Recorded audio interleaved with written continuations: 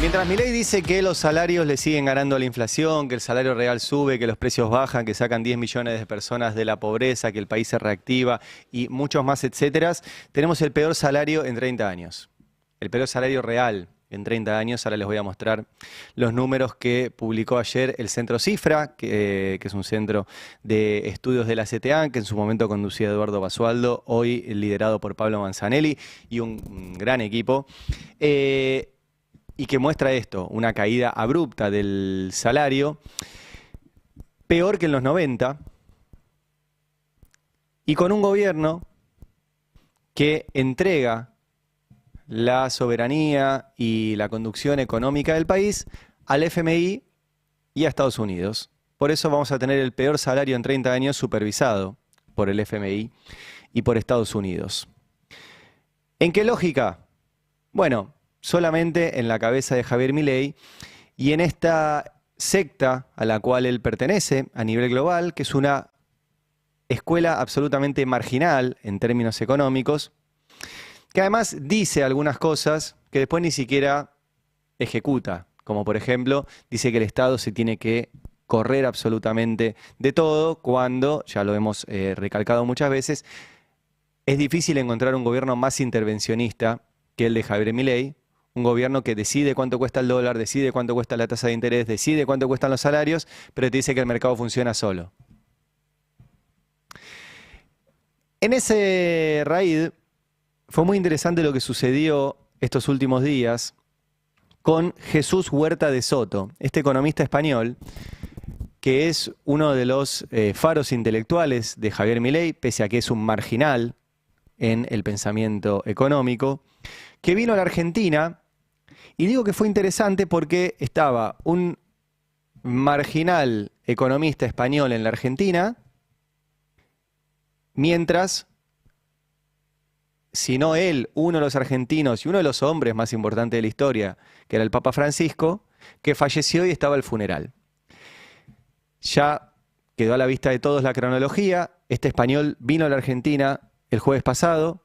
Milei se pasó el día siguiéndolo por todos lados, como si fuera un fan, siguiendo a su grupo en una gira. Entonces el español se fue a la televisión y Milei se fue corriendo al canal de televisión. El español después fue a Casa Rosada y Milei lo recibió en Casa Rosada. Y después el español vino acá a la vuelta del Destape a recibir un premio de esos que se autodan, justamente en la universidad que tiene Venegas Lynch hijo, que era el hombre que pregonaba romper relaciones con el Vaticano.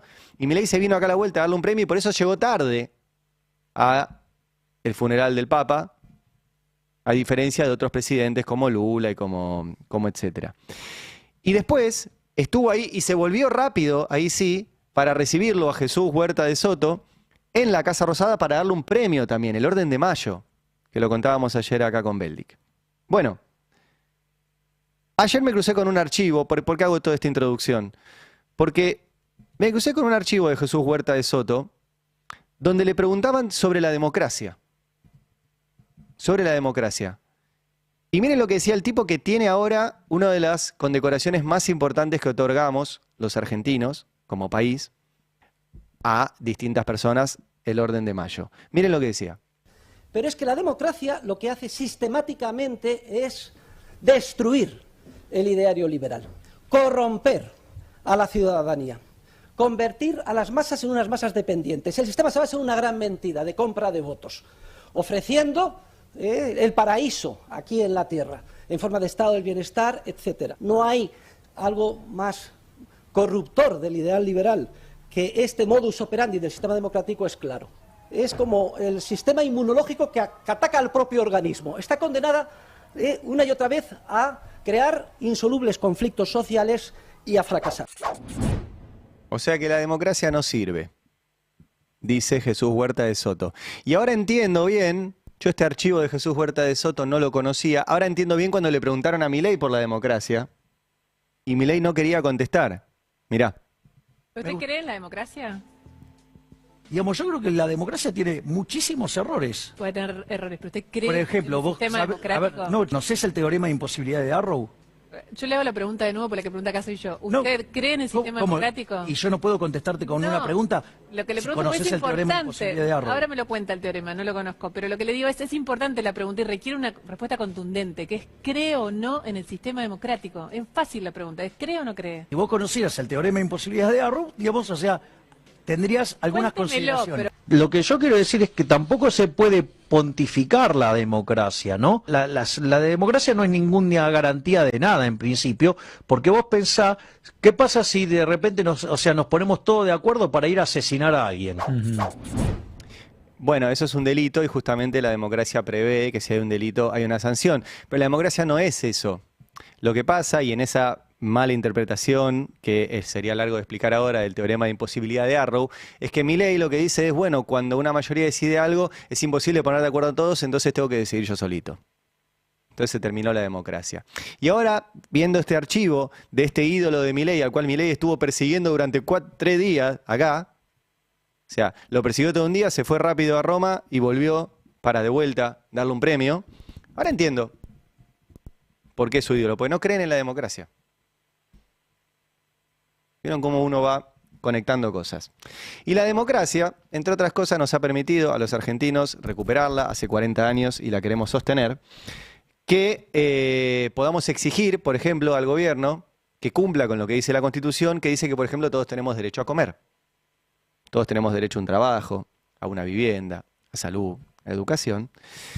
Y me permitió también revisitar otro archivo para después ya meterme en los números de hoy, que son los peores salarios en 30 años, y es cómo aumenta la comida, cómo aumenta el alquiler, cómo aumenta todo. Pero me trajo otro archivo, que es una vez cuando Milei fue al programa de Fontevecchia, al cual ahora está atacando, y al cual dice que no se lo odia demasiado. Así que, así como es responsable de lo que le pase a Roberto Navarro, es responsable de lo que le pase a Fontevecchia también. Milei, al cual está sistemáticamente también atacando con nombre y apellido. Pero bueno, los habían invitado a discutir justamente a Milei y a Juan Grabois, uno de los dirigentes argentinos más cercanos al Papa. Y se dio este cruce que también habla mucho de Milei y de lo que está pasando ahora. Mirá. Y vos tenés que elegir entre no comer y ser explotado durante 18 horas, o 14 horas, o 10 horas, yo elegiría ser explotado. Pero esa no es mi voluntad. No, bueno, ¿cómo que no?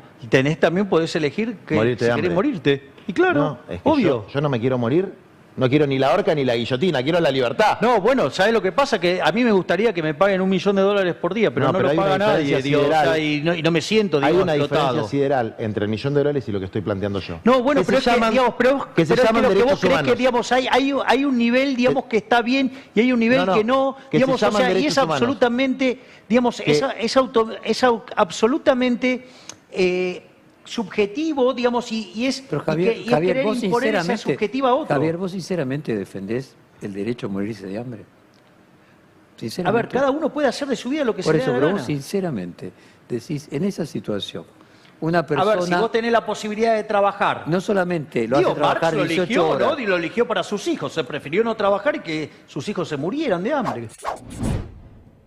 Bueno, no cree en la democracia, pero sí cree en el derecho a morirte de hambre. Bueno, así estamos, con los alimentos cada vez más caros, con récord negativo en consumo, 15 meses de caída de consumo, caída de ventas en supermercados, caída de ventas en mayoristas, récord negativo de consumo de carne, que se duplicó en dólares el precio de la carne desde que asumió Milei, baja en el consumo de leche, tanto en sachet como leche en polvo, que es la leche más consumida en los barrios populares porque la diluís en agua, e incluso eso bajó el consumo y subió el precio, baja de consumo en yerba mate. Y vamos a los datos. Lo estoy gastando, pero bueno, vale la pena que lo sigan a Dani Steingart en Twitter, lo uso todos los días porque todos los días tiene un dato interesante que mostrar, @Dani con YSCHT, síganlo. Porque ayer di un dato tremendo que es, ¿qué tan frecuente es que los hogares argentinos vendan pertenencias para vivir? No sabía que ese dato estaba ahí.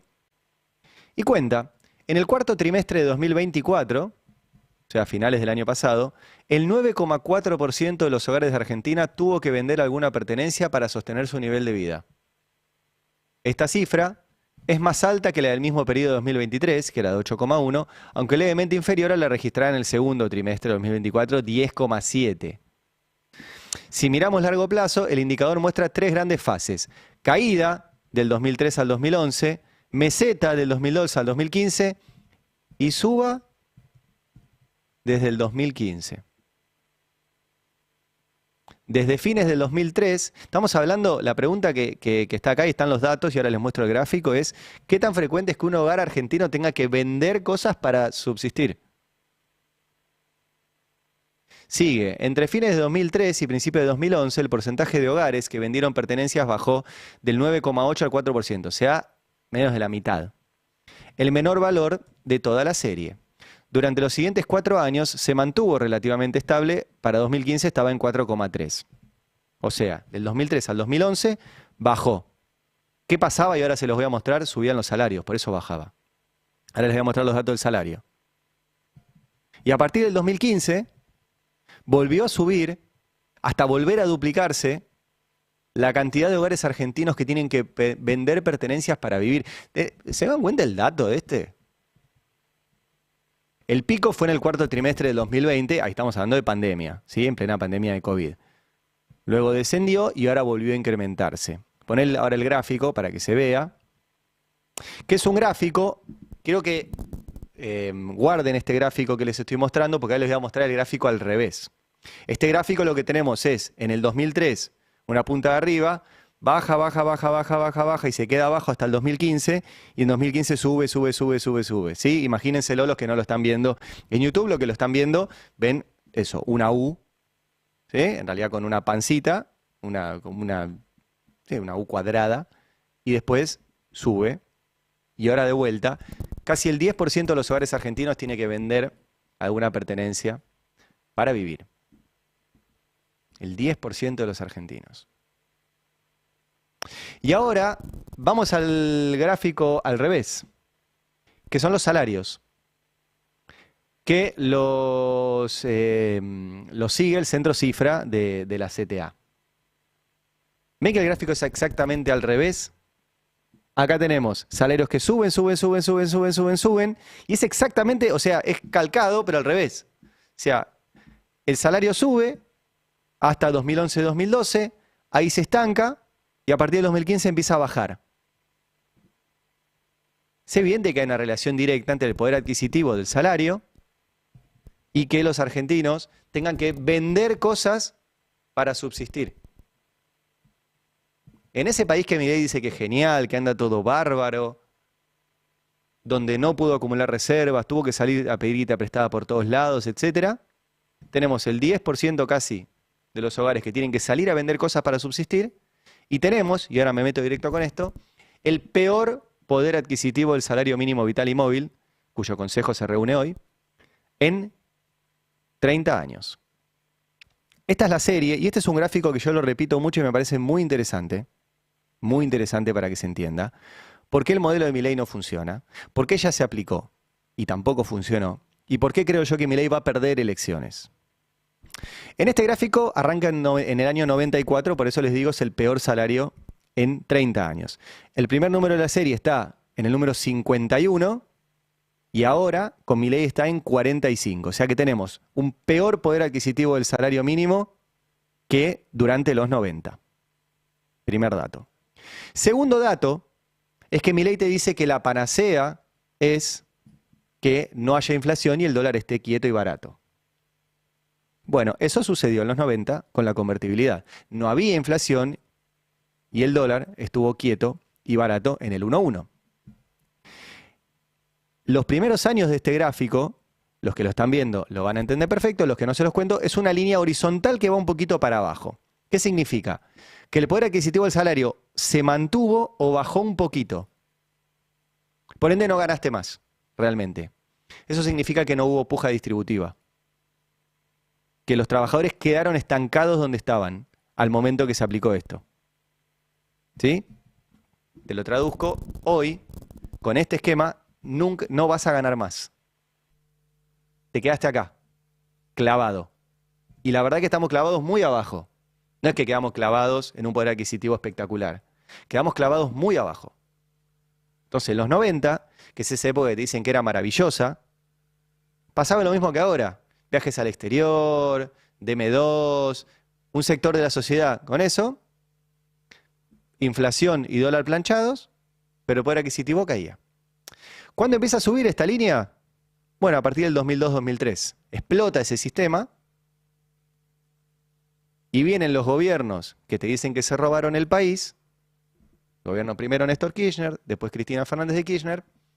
Se robaron tanto el país que el crecimiento del poder adquisitivo del salario aumentó y no paró de aumentar hasta el 2012.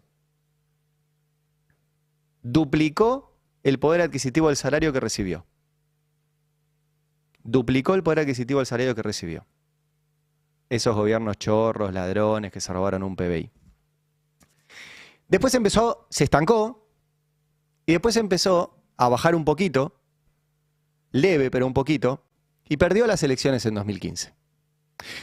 Y como les mostré en el anterior, a partir del 2015 se empezó a aumentar de vuelta la cantidad de personas que tienen que vender pertenencias para vivir. Bueno, porque el salario, como ven en este gráfico, a partir del 2015 bajó con Macri, hasta el 2018.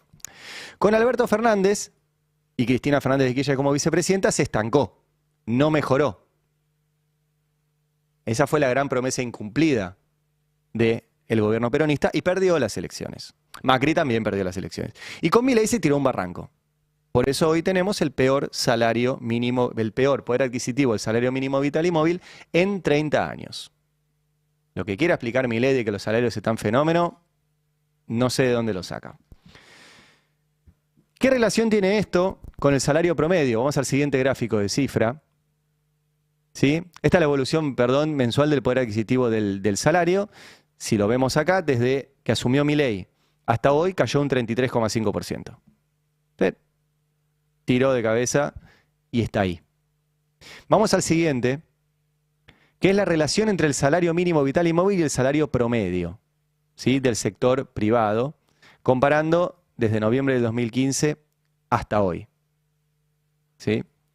Lo que muestra este gráfico es que el salario mínimo ha caído hasta representar menos de una quinta parte del salario promedio registrado del sector privado. Se los traduzco. El salario mínimo en noviembre del 2015, o sea, antes de que terminara el gobierno de Cristina, representaba el 36% del promedio de los salarios registrados. Si un salario registrado era 100 mangos, el salario mínimo era 36. Ahora, si un salario mínimo promedio son 100 mangos, el salario mínimo es 18. Lo destrozaron. Lo destrozaron. Y esto impacta, obviamente, en la pobreza y en la indigencia. Este otro gráfico lo que te muestra es cuál es la relación entre ese salario mínimo y la canasta básica total y la canasta básica alimentaria, o sea, la de pobreza y la de indigencia. ¿Para qué te alcanza? Bueno, el salario mínimo llegó a alcanzarte en 2015 para el 60% de la canasta de indigencia, hoy para el 26%. O sea, para la mitad. Y para la canasta de pobreza, perdón, y la de indigencia, el salario mínimo llegó a sobrar en noviembre del 2015. Te sobraba, podías comprarte una canasta y media alimentaria y hoy puedes comprarte media. Media. Estos son los datos que da Cifra y que muestran que tenemos el peor salario mínimo vital y móvil. Y esto obviamente tiene una correlación en los salarios después, de los informales, de los públicos, incluso de los privados, que te muestra que tenemos unos salarios horrendos. Horrendos, a pesar de lo que diga el presidente. Y a pesar de lo que diga su gurú intelectual. Ayer hubo cena de la Fundación Libertad, que es donde se reúne este sector de la ultraderecha, y habló Alberto Venegas Lynch, que es el presidente del Consejo Internacional de la Fundación Faro, otra de las firmas que utilizan para su lobby, etc. Y dijo esto, mira. Yo quiero decir que lo que está ocurriendo en la Argentina hace poco más de 500 días es algo que yo tengo que volver a considerar si estoy soñando o si es realmente lo que está ocurriendo. Karl Popper, en uno de sus libros, The Mind and Body Problem, lamentablemente no traducido al castellano, tiene una serie de pruebas para detectar si uno está soñando o si está viviendo la realidad, así que lo voy a repasar a ese libro. Las metas, como son del público conocimiento, cada uno tiene sus gustos, mis gustos personales, un quinteto de discursos de Javier Milei que han sido el 10 de diciembre del 23 en las escalinatas del Congreso al mejor estilo estadounidense, su primer Davos cuando recibió el premio Juan de Mariana en Madrid, su discurso en las Naciones Unidas y recientemente en el BID, no solo son ejemplos para la Argentina, sino para el mundo.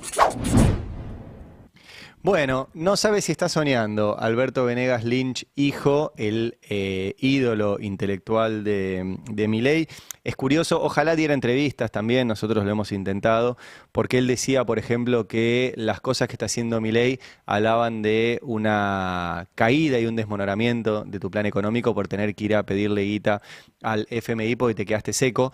Y bueno, se ve que se olvidan y dicen que están soñando este momento. Momento en el cual, como les mostré recién, tenemos los peores salarios en 30 años, con un presidente que dice que no cree en la democracia y que tenés derecho a cagarte de hambre. ¿Qué más dijo? Quiero escuchar un poquito más a Alberto Venegas Lynch, hijo, ayer en la cena de la Fundación Libertad.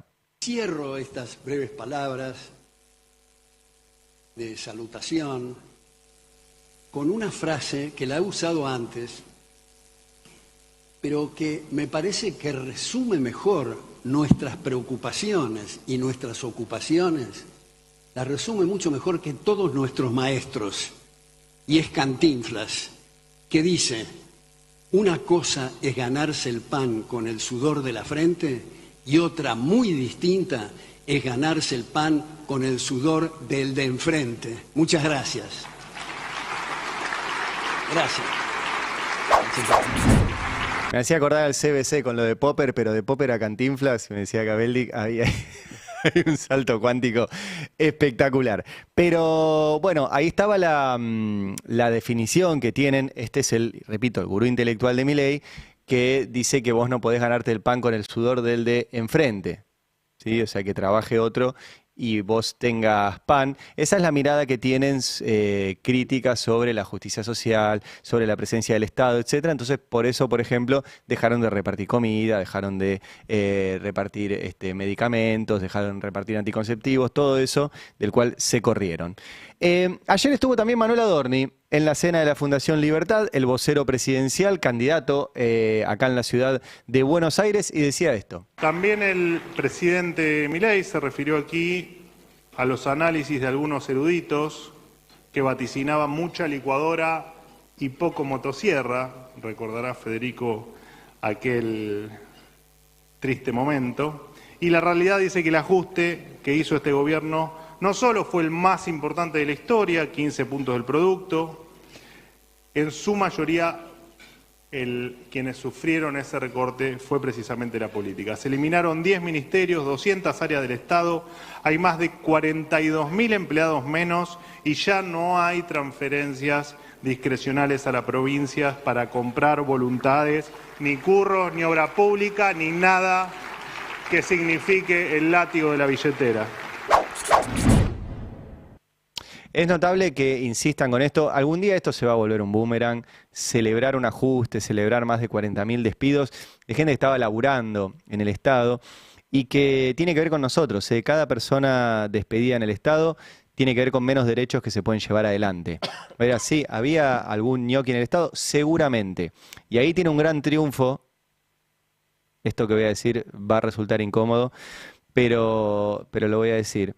¿Había ñoquis en el Estado? Sí. Sí. ¿Eran todos ñoquis? No. Ahora, tiene un triunfo discursivo el mileísmo que es el siguiente. Milei dice, son todos ñoquis. Y de enfrente, el Espacio Nacional y Popular, para no poner nombres, dice, no hay ninguno. Y lo más probable es que el que está escuchando conozca uno. ¿Sí? Todos hemos conocido a algún ñoqui. Todos hemos conocido a alguien que tenía un contratito y no iba. Todos hemos conocido a alguien que era amigo, tío, primo, familiar, lo que sea. ¿Sí? No estoy contando nada que ustedes no sepan. Entonces, Milei te dice son todos. Y de enfrente te dicen no hay ninguno. y el que está escuchando conoce a uno. ¿De quién está más cerca? Y está más cerca del discurso de Milei. Porque del otro lado se da cuenta que le están mintiendo si le dicen no hay ninguno. Milei te dice que son todos. Y el que conoce uno no sabe si son todos, pero por lo menos conoce uno. Entonces la verdad que tiene más razón Milei. Digo porque hay que empezar a dejar de decir todos los empleados del Estado son geniales. No, la enorme mayoría de los empleados del Estado son geniales y si hay alguno que no es genial, no tiene que estar ahí. Y hay que poder plantear eso porque si no, la sociedad va a seguir descreyéndote. No puede ser ninguno de los dos extremos. Hay que empezar a plantear las cosas seriamente. Bueno, ahí estaba Adorni diciendo que el problema eran los 40.000. Obviamente no había 40.000 ñoquis en el Estado, ni cerca.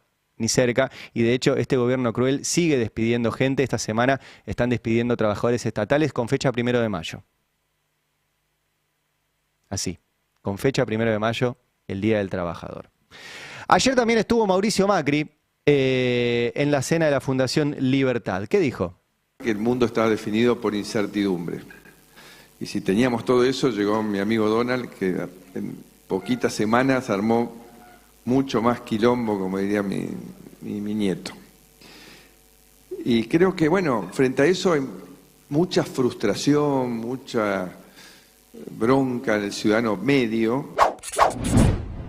Mi amigo Donald, a mí me hace acordar mucho, vuelvo a recomendarles el libro La Dinastía de Ana Alé, una enorme periodista hoy fallecida, que fue en su momento la última secretaria general de la Comisión Interna de Clarín en el año 2000, ahora volvió hace unos años a ver Comisión Interna. En Clarín hizo una enorme biografía de la familia Macri que se llama La Dinastía y ahí cuenta cómo el amigo Donald los cagó feo a los Macri en un negocio inmobiliario que iban a hacer en Estados Unidos. Macri le sigue llamando a su amigo Donald y diciendo de la incertidumbre del quilombo de Carmón, lo cual es cierto, y pese a que ha salido de ser la principal noticia de acá y de los medios, sigue ahí. Y con eso me da paso a la cuestión económica, porque es imposible, y de hecho la propia titular del FMI lo ha dicho, que el quilombo internacional no impacte en la Argentina. No es posible. Tanto es así que lo dice el FMI y lo dice Estados Unidos, que ya avisó a través de su ministro de Economía, su secretario del Tesoro Scott Bessent, que si no alcanza la guita del FMI, que si no alcanza la guita del Banco Mundial, que si no alcanza la guita del BID, que si no alcanza el repo y que si no alcanza todo lo que están recortando, ellos pueden ayudar a la Argentina en medio de todo este quilombo. Y ahora voy a meter un poquito más en detalle a esto. Pero volvamos acá. Y escuchémoslo a Federico Furiase, director del Banco Central, que insiste en que acá no hay ningún fundamento para que haya inflación. ¿Es cierto que estamos en un tiempo que nunca vivimos en lo financiero, monetario, económico en términos generales? Totalmente, en términos macroeconómicos. Para darte una idea, nunca tuvimos en Argentina la conjunción de estos factores. Superávit fiscal, es decir, un Estado que recauda más de lo que gasta. Se acabó la emisión monetaria, en 6 meses este gobierno terminó con la emisión monetaria y ahora tenemos, en lo que fue esta tercera fase, un Banco Central que está recapitalizado. Y con este préstamo con el Fondo y otros organismos, recomponemos las reservas líquidas de libre disponibilidad con desembolsos inmediatos de 20.000 millones de dólares. Eso da una macroeconomía que nunca se vio en Argentina y es la razón por la cual no hay fundamentos macroeconómicos para que haya inflación en Argentina. Bien. Bueno, vale la pena repetir que toda esta es deuda que va a haber que pagar, deuda que le dieron al gobierno para que llegue a octubre, que a partir del año que viene y de los próximos gobiernos hay que pagar y que efectivamente le puede dar este veranito, veremos cuánto da, pero de inflación controlada de cara a las elecciones. Pero también dijo, vamos a saltearnos a el que venía recién y vamos a volver a Federico Furiase, ¿qué van a hacer con la guita de las empresas que quieren sacar del país? Pon el 15. El campo esperaba, muchos esperaban devaluación, un dólar más alto. Pero justamente los fundamentos demostraron, y lo que nosotros veníamos diciendo, de que no es así. Después tenés, al salir del cepo, van a entrar otros jugadores, con lo cual todo eso es más oferta de dólares. El superávit fiscal te saca 1 billón de pesos por mes y además el Banco Central va a colocar un BOPREAL en dólares, que es un bono en dólares, para darle salida a todas las utilidades y dividendos retenidos. ¿Cómo cierra esa ecuación? Más dólares, menos pesos.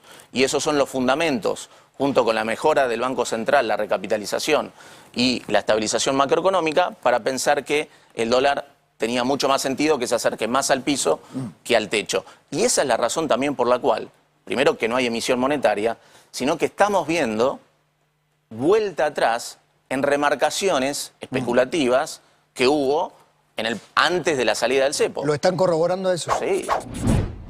Varias cosas. Primero, esto último que repito, si había remarcaciones significa que la única razón de la inflación no es siempre y en todo lugar la emisión monetaria. Se ve que también influye que una empresa decide qué precio pone y qué precio no pone. De vuelta, ¿es la única razón las empresas monopólicas? No es la única razón. ¿Es la única razón la emisión? No es la única razón. Por eso, gobierne quien gobierne a partir del 2027, no es que como Milei falló emitiendo 0, ahora hay que emitir 1000. No. Y como Milei o que hay que estatizar todas las empresas, no. O sea, no va por soluciones fáciles y en esos extremos. Pero lo otro interesante que dijo recién tiene que ver con el BOPREAL. ¿Por qué menciona Furiase lo del BOPREAL? Porque como no alcanza ni siquiera toda esta guita que mandó el FMI y el Banco Mundial y el BID y el repo y lo que promete Estados Unidos para fugar todo, lo que hicieron fue las ganancias de este año a las grandes empresas, sobre todo de Estados Unidos, les permiten cambiar sus pesos a dólares y sacarlos del país. Pero como todo lo anterior acumula tanto que no alcanza, les dan un BOPREAL. Un BOPREAL es un bono que las empresas compran en pesos y que el Estado argentino se los va a pagar a futuro en dólares. Básicamente estamos haciendo otra bola de deuda en dólares con empresas, prometiéndoles que se los vamos a pagar. Así están saliendo de esta situación en la cual no juntaron un solo dólar el año pasado, a pesar de que tuvieron un año sin guerra, sin sequía, con blanqueo y con balanza energética positiva, gracias a Vaca Muerta no creada por este gobierno. Y como todo eso no les alcanzó, porque estuvieron jugando al carry trade, tuvieron que salir a buscar guita al FMI y a Estados Unidos, y eso significa que nuestra democracia, en la que Milei no cree, y nuestra democracia, en la que tenemos los peores salarios en décadas, va a ser supervisada por el FMI y por Estados Unidos. Y me meto con este tema de la supervisión de Estados Unidos, con algo que sucedió en las últimas horas que tiene que ver con una decisión del ministro de Defensa, Luis Petri, de habilitar la intervención de Fuerzas Armadas en seguridad interior en el norte argentino. Les muestro el tuit de Luis Petri primero, que cita una nota que decía: el gobierno autorizó a los militares a detener civiles en la frontera norte. Y el propio Petri, el ministro de Defensa, dice: sí, es una medida controversial para todos los que defienden a los narcos, a los terroristas y violentos delincuentes. Elijan de qué lado vas a estar. Esto es una típica maniobra discursiva en la cual si vos le decís, che, no, pará, hay leyes que dicen que esto no se puede hacer, te dicen, vos estás del lado de los narcos. Vos estás del lado de los terroristas, vos defendés chorros. Bueno, no es así. Una de las respuestas interesantes vino del lado del ex ministro de Defensa, Agustín Rossi, que entiendo va a ser candidato, ¿no? Ahora en Santa Fe, dijo que va a ser candidato de vuelta. Bueno, Agustín Rossi, ministro de Defensa, dijo: la medida no es controversial, es ilegal. Estoy mostrando un tuit de Agustín Rossi.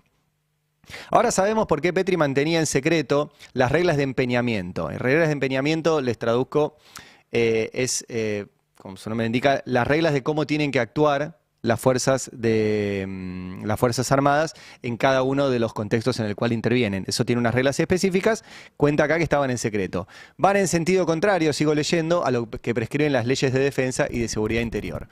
El personal militar que acate estas órdenes está absolutamente desprotegido legalmente, le obligan a hacer tareas que corresponden a las fuerzas de seguridad y están taxativamente prohibidas por las leyes vigentes. Intentaron modificar la ley de seguridad interior con un proyecto que no tuvo consenso en diputados y ahora le hacen con una resolución ministerial tan floja de papeles que la hicieron secreta. Las Fuerzas Armadas son el instrumento militar de la nación. Su misión principal es custodiar la soberanía y los 3 espacios terrestre, marítimo y aéreo. Para combatir la criminalidad común u organizada están las fuerzas de seguridad federales y provinciales que deberían tener el número suficiente y el equipamiento necesario para cumplir con su tarea. Sigo leyendo el tuit de Agustín Rossi. Este intento de convertir a las Fuerzas Armadas en Fuerza de Seguridad bis es, repito, violatorio de las leyes vigentes. Inconvenientemente porque ponen al personal militar a hacer tareas para las que no están capacitados, ¿sí? Inoportuno, porque en un mundo con conflictos bélicos, en donde todas las naciones fortalecen a sus Fuerzas Armadas, a Petri y a Bullrich se les ocurre debilitarlas convirtiéndolas en policías. Lo siniestro de esta medida es que el ministro Petri, quien debería custodiar el bienestar del personal militar, los obliga a actuar violentando el sistema legal vigente. ¿Dónde va a estar Petri cuando se acumulen denuncias contra el personal militar? Deje de dar vergüenza al ministro Petri, pónganse los pantalones largos, deje de ser una marioneta de la ministra Bullrich. Las Fuerzas Armadas necesitan un ministro de Defensa que los proteja, derogue esa ilegal regla de empeñamiento y no obliga al personal militar a actuar fuera de la ley. Paréntesis, hay en estos momentos una integrante de las Fuerzas Armadas, puntualmente de la Armada, que está internada porque en un entrenamiento para tareas de seguridad para la cual no están ni capacitados ni tienen que participar por ley, terminó gravemente herida. Y todavía están teniendo que explicar eso que corre en paralelo por una causa judicial. Pero ¿por qué traigo esto en medio que les decía que estamos supervisados por el FMI por Estados Unidos? Porque esto que marca Rossi es la estrategia de Estados Unidos para la región, que es que las Fuerzas Armadas de los países se transformen en policías para controlar a las poblaciones de esos países, mientras que la seguridad exterior de todo su patio trasero, de toda América Latina, corre por parte de los Estados Unidos. Ahora les voy a mostrar eso. Antes escuchemos a Luis Petri, que estuvo en Neura, contestándole a Agustín Rossi. El tuit de Rossi, ¿no? Que salió a decir que este despliegue era ilegal directamente. ¿Cómo le respondemos a eso? Hay un desconocimiento. Bueno, yo entiendo porque él es ingeniero agrónomo y no tiene por qué conocer del derecho. Me sorprende, sí, que habiendo sido ministro de Defensa desconozca normas que posibilitan que las Fuerzas Armadas refuercen a las fuerzas de seguridad. Me llama poderosamente la atención que incluso no lea con detenimiento la ley de defensa, porque la propia ley de defensa establece que es responsabilidad de las Fuerzas Armadas la custodia de los intereses vitales de la nación, y esos intereses vitales, entre otras cosas, tienen que ver con la soberanía y con la integridad territorial. ¿Y dónde se custodia y dónde se defiende la integridad territorial y la soberanía si no es en la frontera? Digo, claramente claro.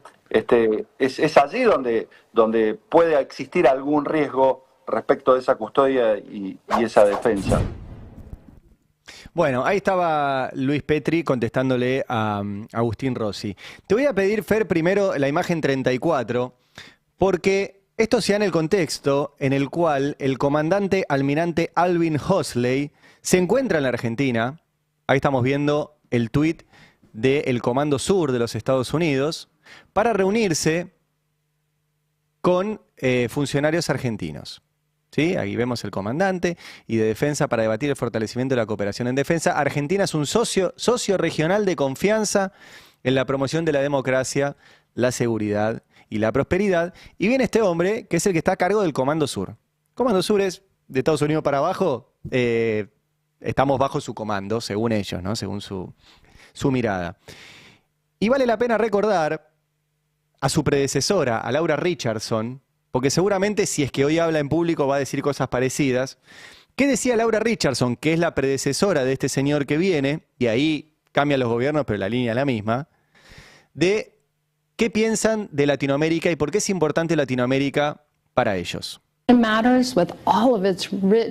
Con todos sus ricos recursos, elementos y tierras raras, tenés el triángulo del litio, que es necesario para la tecnología actual. El 60% del litio del mundo está en el triángulo del litio. Argentina, Bolivia y Chile. Tenés las reservas de petróleo más grandes, crudo ligero y dulce, descubierto en Guyana hace más de un año. Tenés los recursos de Venezuela, también con petróleo, cobre y oro. Copper, gold. We have the Amazon. Tenemos los pulmones del mundo, el Amazonas. Tenemos también el 31% del agua dulce del mundo en esta región. Quiero decir, está fuera de lo común. Tenemos mucho que hacer. Esta región importa y tiene mucho que ver con la seguridad nacional y tenemos que intensificar nuestro juego. Como si fuera de ellos. No sé si escucharon. Tenemos el litio, tenemos los pulmones, tenemos el agua. Y tenemos que cuidarlo por nuestra seguridad nacional, decía Laura Richardson, que visitó la Argentina y fue al mismo lugar que va a ir Alvin Hoxley, que es a Ushuaia. Y Milei, así como al inicio del editorial les conté que anduvo persiguiendo al español Jesús Huerta Soto, se fue corriendo hasta Ushuaia. Ahí estamos compartiendo las imágenes con el ministro de Defensa Petri. En vez de hacerla venir a la generala a su despacho, se fue él a Ushuaia a rendirle pleitesía a esta mujer. Ahí estamos viendo la foto. Y hoy viene el sucesor, Alvin Hoxley, en medio de esta situación en la cual le siguen interesando obviamente nuestros recursos naturales. Ya lo ha dicho el propio Donald Trump, que dijo que las empresas estadounidenses están habilitadas a pagar coimas en el exterior para quedarse con minerales críticos, puertos y obras de infraestructura en los países. Y todo en el contexto de Estados Unidos y de su guerra global con China, donde quieren frenar el ingreso de China o de capitales chinos a la Argentina. A diferencia de lo que está haciendo el resto de Latinoamérica. China acaba de inaugurar un megapuerto en Perú, va por otro en Brasil, es nuestro principal socio comercial y nosotros lo que hacemos es someternos a los Estados Unidos, que venga el jefe del Comando Sur, entregarles nuestros recursos naturales y decir que hay que alinearse solamente con la potencia que está en declive en el mundo. No hay que alinearse con ninguna, ni con Estados Unidos ni con China, pero solo con una es peor. Sobre todo porque el tipo con el que Milei escribe de economía para recibir el premio Nobel, según él ha dicho, Demian Reidel, decía esto sobre los recursos naturales en la Argentina y cuál es el problema de los recursos naturales en la Argentina. Tenemos grandes extensiones de tierra con acceso a energía, con acceso a agua, en climas fríos, que es una especie de cereza del pastel para el enfriamiento de sistemas. Y en una zona sin conflictos armados, sin tsunamis, no hay terremotos, no hay tantos lugares en la Tierra así. Obviamente, el problema con esta zona es que está poblada por los argentinos. Entonces, esto es lo único que hemos arreglado. Conclusión. Nos alineamos con Estados Unidos, viene Alvin Hoxley a ver cómo está todo, les interesan nuestros minerales, y el tipo que escribe con Milei para ser Premio Nobel de Economía dice, nosotros tenemos todo esto y el problema somos los argentinos, pero tranquilos que eso ya lo arreglamos porque ahora gobernamos nosotros. Este es el nivel de entrega que estamos manejando. Dos cositas más para cerrar. Recién la mencionábamos también a Patricia Bullrich, que es parte de este esquema, en este caso de la ministra de Seguridad. No quiero dejar de mencionarlo en la editorial porque me parece un dato grave que lo denunciaron ayer desde Hijos, y puntualmente me lo mandó nuestra compañera Giselle Tepper, que así como ya pasó, porque lo que hicieron durante varias décadas fue también transformar a nuestras Fuerzas Armadas en fuerzas policiales y de represión para instalar dictaduras militares, para imponer modelos económicos. Y eso también fue promovido por Estados Unidos. Y ahora estamos de vuelta en lo mismo. Quieren transformar a nuestras Fuerzas Armadas en policías para tener ellos nuestra seguridad exterior. Y de esa experiencia, no solo terminamos con el modelo económico de Martínez de Hoz, sino que terminamos con 30.000 detenidos desaparecidos, 400 bebés robados, cientos de miles de exiliados y un plan de miseria planificada que dura hasta el día de hoy.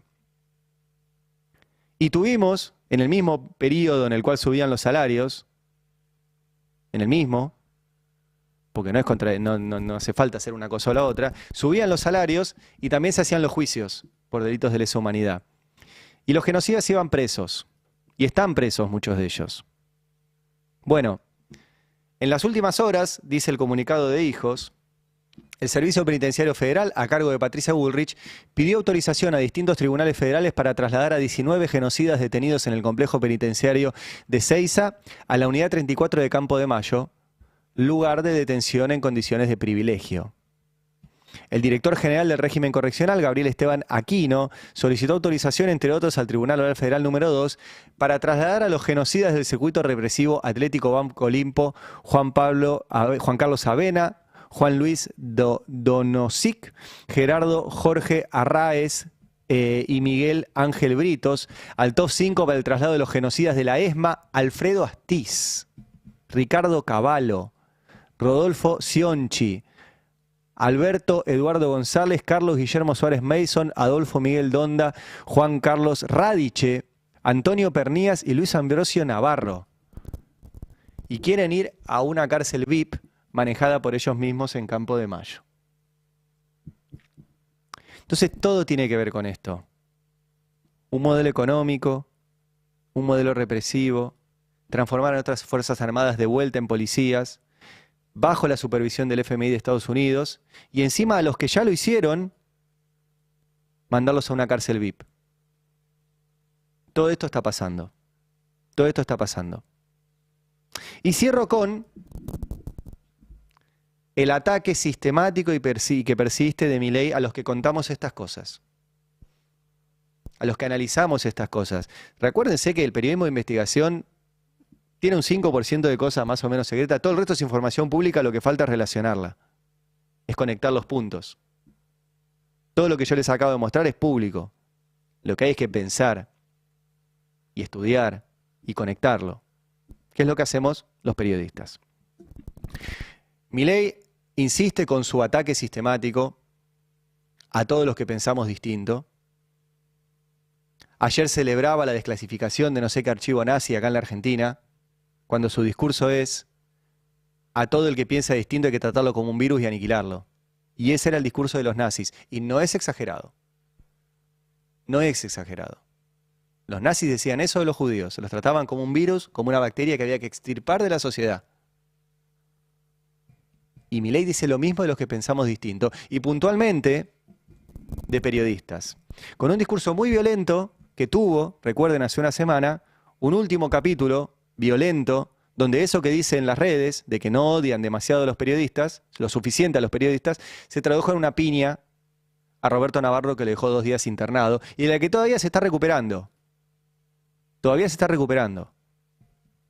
Bueno, ayer volvió a publicar algo como esto. Esto es una, ahí se me fue la palabra, una lápida. Una lápida. O sea, según él, nos mató. Medios de comunicación tradicionales. 1910 del 12 del 2023, cuando él asumió, mintieron y engañaron hasta el final, dice la lápida. O sea que según Milei ya nos mató.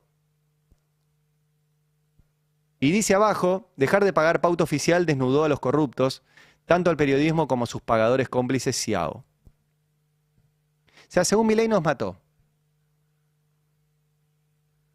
Ayer mostraba Roberto Navarro cómo Milei tiene los que hablan por él, y marcan, y avalan, y normalizan esto. Y lo mostraba con Luis Majul, que dijo que el presidente tenía que separar a los de la Nación, a esos todo bien, y a Navarro de golpista. Bueno, Alejandro Fantino es otro de los que sistemáticamente recoge la voz del presidente. Recién les leí que el presidente dice que nos mató y que nos dejó de pagar pauta. ¿Qué decía Fantino ayer? El presidente no basurea al periodismo como institución, basurea a los periodistas, basurea no, responde cuestiona. Y cuestiona y desmiente a los periodistas que mienten y no dicen la verdad. no está cuestionando todo el periodismo. Él se encarga de cada vez que un periodista dice una mentira, che, mira, esto no es así, punto. ¿El periodismo lo toma mal? Sí, claro, porque no le gusta que le pongan No en quiero duda. generalizarlo, pero Claro. en un 80%, miren, no voy a decir 99, 80, dejo 20% librado. El 80% del periodismo tradicional, no de YouTube, tradicional, que critica y que se le ha puesto de manos a Milei, es por pauta. Es por falta de pauta. Si hubiera habido pauta de entrada, hubiera aparecido una tapa de revista Super Milei. O sea, Milei pone en su Instagram, el periodismo tradicional está muerto por falta de pauta, y Fantino repite, el periodismo tradicional critica por falta de pauta.